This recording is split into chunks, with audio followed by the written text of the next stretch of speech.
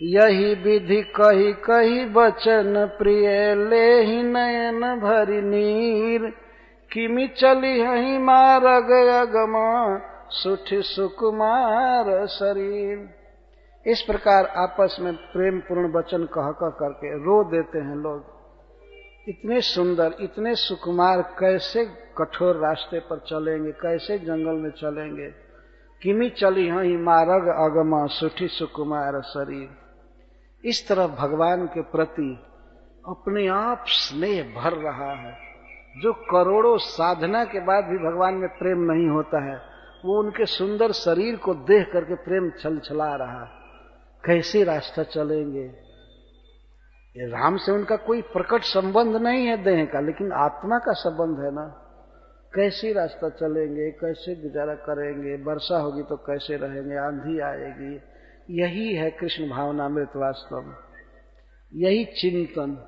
जैसे गोपियां चिंतन करती थी, कृष्ण जब गाय चराने जाते थे तो कहती हैं कि आप गाय चराने जाते हैं तो आपके चरण में कंकड़ पत्थर लगते हैं, ये सोच करके हमें मोह प्राप्त होता है, मूर्छा आ जाती है। तो भगवान के सुख का विचार करना, चिंतन करना मन में और वर्णन करना, यही भक्ति है। किमि चली हही मारग अगमा सुठी सुकुमार शरीर। कैसे चलेंगे, कैसे जिएंगे। नारी स्नेह विकल बस होही चकई सांझ समय जन सोही। स्त्रियां स्नेह में विकल हो जाती थी, देख करके दोनों भाइयों को, सीता जी को स्नेह में विकल हो जाती। जैसे शाम के समय चकली विकल हो जाती है चंद्रमा को देख करके, विरह हो जाएगा प्रियतम से, इस भाव से विकल होती है। ये विकलता के विषय में दृष्टांत है। मृदु पद कमल कठिन मग जानी गहबरी हृदय कहीं बरबानी। स्त्रियां कहती हैं, अरे सखी कितना सुंदर कोमल चरण है, नवीन पत्ते से भी अधिक सुकुमार है, मक्खन की तरह सुकुमार है। और जमीन की कठोरता कितनी, इसको देख करके हमारे हृदय में दर्द उत्पन्न हो रहा है। सचमुच के दर्द होने लगता था उस समय, हमारे कलेजा में दर्द होता है। कैसे ये पैर को रख रहे हैं जमीन पर। मृदुपद कमल कठिन मग जानी गहबर हृदय कहीं बरबानी। पर सत मृदुल चरण अरुणारे सकुचति मही जिमि हृदय हमारे। कहते हैं सखी, इनके चरण कमल का स्पर्श करके पृथ्वी को बहुत संकोच होता है।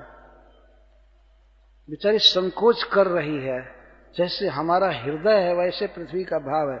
वास्तविकता यह है कि माता पृथ्वी कमल के समान कोमल अपने को बना लेती थी भगवान का चरण पड़ते ही, मार्ग ही ऐसा हो जाता था।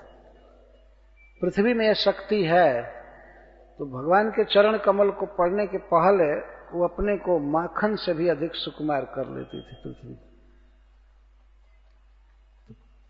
सकुचत मही जिमि हृदय हमारे। जौ जगदीश नहीं बन दीना कसन सुमन में मारग कीन्हा। अरे सखी, यदि जगदीश्वर को, जो इस जगत का कंट्रोलर है, ईश्वर है, भगवान है, यदि उसके मन में यही था कि इनको वन में भेजा जाए, तो रास्ते को फूलमय क्यों नहीं बना दिया। ठीक है, वन में देना था तो पहले पथ को सुमनमय करना चाहिए था, बिछा देना चाहिए था फूल ही फूल, कोमल कोमल। पत्थर और कांटा, नाल, नदी, ये क्यों बनाया। जो मांगा पाई विधि पाही ए रखी ही सखिया खीन माही। अगर विधाता हमारे मांगने से हमारी इच्छा को पूरा करे, हमारे मांग के अनुसार दे, तो मैं तो सखी यही मांगूंगी कि हे विधाता हमारे आंखों में इनको रख दो हमेशा। मतलब आंखों के सामने ही ये रहें, कहीं दुख न भोगें, कहीं कठिन रास्ता न चले। ये रखी हैं ही सखी आखिन माही।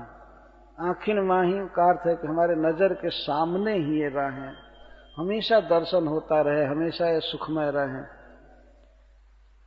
जे नर नारी न अवसर पाए, तिन्ह सिय रामन देखा न पाए। और जिन नारियों को और नरों को, बच्चों को अवसर नहीं मिल पाया, मान लीजिए भगवान पेड़ के नीचे बैठे हैं और छोटे छोटे बच्चे स्कूल चले गए हैं कहीं दूर, देख नहीं पाए, या घर में बंद हैं, या कोई वृद्ध व्यक्ति को अवसर नहीं मिला, कोई काम धंधा के कारण या शरीर की विकलता के कारण, तो जो सुनी स्वरूप बूझही अकुलाई, बार बार पूछते कैसे हैं कैसे हैं, वो कैसे हैं, सुनने पर पूछते हैं।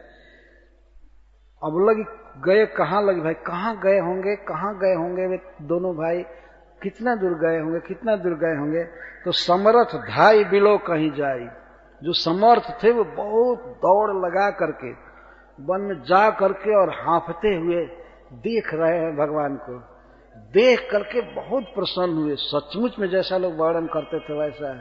तो जो समर्थ थे, इसका मतलब जो युवक थे, जिनको दौड़ने की शक्ति थी, वे दौड़ करके जा करके भगवान का दर्शन कर आते थे। और प्रमुदित फिर ही जन्म फल पाई, और राम का दर्शन करके जन्म का फल पा करके आ जाते थे घर। लेकिन कौन कौन पछताते रह गए। अबला बालक वृद्ध जन कर्मी जही पछताई, हो ही प्रेम बस लोगई में राम जहां जहां जाए।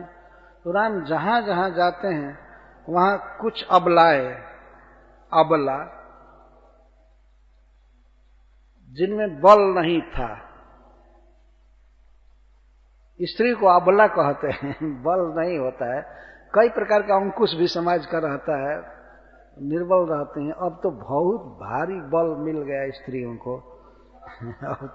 अब तो अबला का ये मतलब होगा कि जिनके समान बल किसी में नहीं है, उनको अबला कहा जाए। तो अबलाएं बालक और वृद्ध जन कर्मी जही पछताए, हाथ मल रहे थे, पछता रहे थे। लेकिन यह पछताना भी भक्ति हो गई उनकी, भगवान की याद करके, कल्पना करके और पछता रहे, कैसे है ऐसे हैं वो, हम नहीं जा पाएंगे। बूढ़े बूढ़े व्यक्ति जिनके घुटने में दर्द है या कुछ है, पैर में तकलीफ है, वो जा नहीं पाए, तो हो ही प्रेम बस लोग इमी राम जहां जहां जाए। जहां जहां भगवान जाते हैं अपने आप दर्शन से और अपने कथा के श्रवण से सबको कृष्ण भावना भावित बनाते जा रहे हैं, अपने भावना में, अपने प्रेम में भरते जा रहे हैं। यह है भगवान के अवतार का प्रभाव। अपने आप देख करके लोग समझ जाते हैं कि ये भगवान है और प्रेम उमड़ जाता है। गांव गांव यश होई आनंद, गांव गांव में ये आनंद हो रहा है। बच्चों का, अबलाओं का और वृद्धों का पछताना भी आनंदोत्सव का ही अंग है। देखिए यहां सिद्ध हो रहा है, गांव गांव असहोई आनंद, देख भानुकुल कैरव चंद। सूर्य वंश कुमुदनी के समान है, तो उसको विकसित करने के लिए श्री राम चंद्रमा के समान है। देखी भानुकुल कैरव चंद, गांव गांव असहोई आनंद, देखी भानुकुल कैरव चंद। जे कछु समाचार सुन पावहीं, ते निरपरानी ही दोष लगावहीं। और जिन लोगों को कुछ और भी सूचना मिलती थी कि क्यों वन में आए हैं, तो सूचना क्या मिलती थी कि इन दोनों लड़कों के पिताजी 3 रानी रखे थे और एक ने इनको वन में भेजा, वनवास मांगा। तो जिनको कुछ ये सूचना मिल जाती थी कि इनको सौतेली मां ने निकाला है घर से, तब वे राजा और रानी को दोष लगाते थे, गाली देते थे, अरे कैसे नालायक राजा और रानी हो। जे कछु समाचार सुनि पावहीं, ते नृप रानी ही दोष लगावहीं। कहाँ ही एक, पर दूसरे लोग क्या कहते हैं, राजा ने बहुत अच्छा किया, बहुत अच्छा किया जो हमको दर्शन मिला। ऐसे कहते, क्यों दोष लगा रहे हो, राजा अच्छा किया।